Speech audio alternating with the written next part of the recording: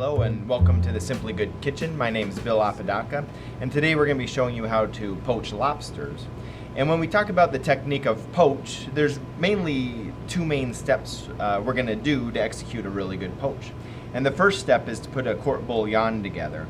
And the court bouillon is a flavorful liquid that we're going to cook our lobsters in today. We're going to kind of keep it classic French, and we're going to do a mirepoix of carrot, celery, and onion, bay leaf, parsley, black peppercorn, salt, and white wine.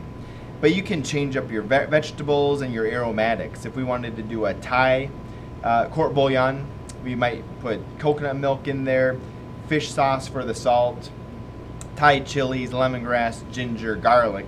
We could poach our lobster in that. So it just depends what kind of flavors you're trying to achieve.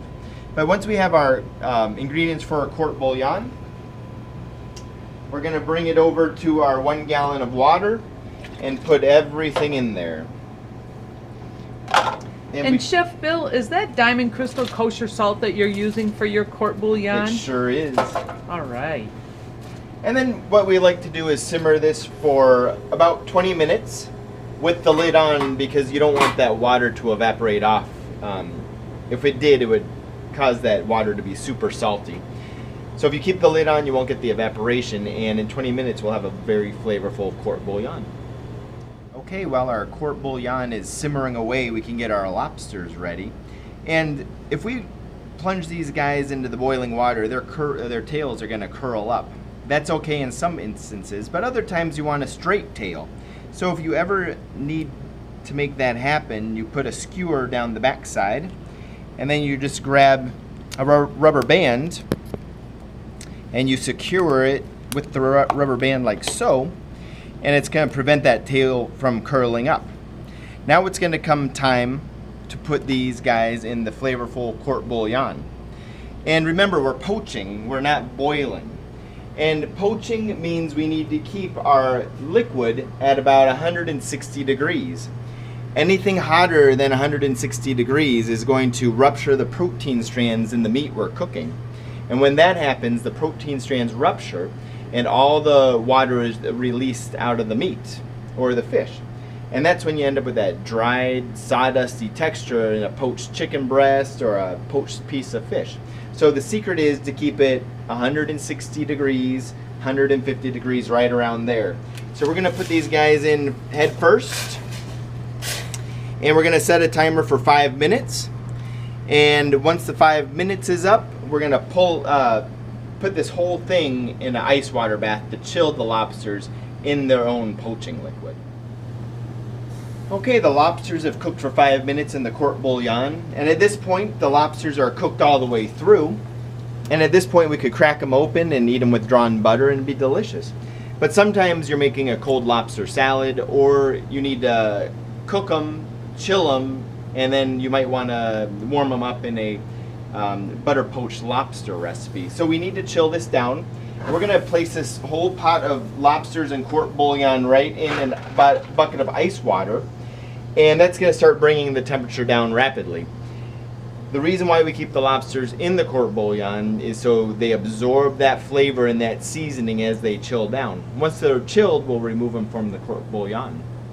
So, Chef Bill, you're telling me that because I'm cooling that court bouillon liquid in that ice bath, those lobsters can't cook anymore? Because the temperature is dropping, and it's not getting hotter, it's getting colder, so the lobsters aren't going to cook anymore. And how long after I cooled my lobsters down would I take them out of my court bouillon and then just keep them in the refrigerator? And how many days could I do that for? Oh, once the liquid's about 90 degrees, the lobsters are chilled, where you can remove them from the court bouillon, place them in the fridge, and once they're in the fridge, they'll last 3 to 4 days. Oh, thanks, Chef Bill. You're welcome. We'll be back to crack these open. Okay, our lobster is thoroughly chilled in our court bouillon, and it's absorbed all that good flavor and seasoning as it chilled. And now it comes time to get the meat out of the lobster. And the first thing we want to do is pull off the tail. And to do that, you just give it a twist to one side there, a twist to the other side there.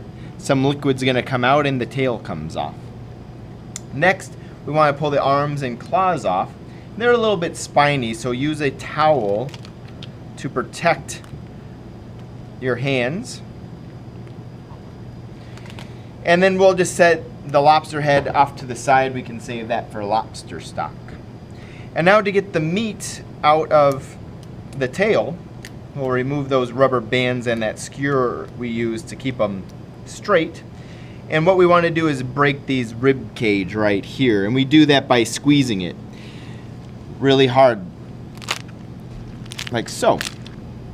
And now what we do is we just pull this apart using that towel to protect your hands. It takes a little bit of strength, but you can see how we can just crack that open now, and that frees the lobster tail. We now can take a knife and just slightly score it and get that little bit of digestive tract out of there. And that's how we clean the tail up. Next comes the lobster claw and arms. And once again, using your towel, we just break off the arms. And to go after the meat in the claws, what we want to do is break this down and up and then pull this out, and you try to get that little cartilage out of there. We'll do that again with the other claw. You break it down and up and then pull it out, and then you get that nice chunk of cartilage out of the meat.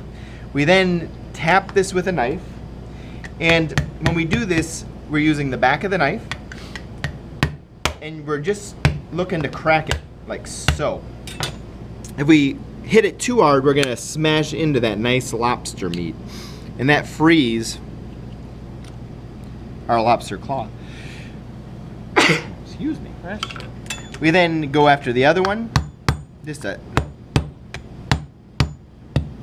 Sometimes they're a little bit hard to get through, but you can see how we grab that out of there. And then finally, we get to the arms.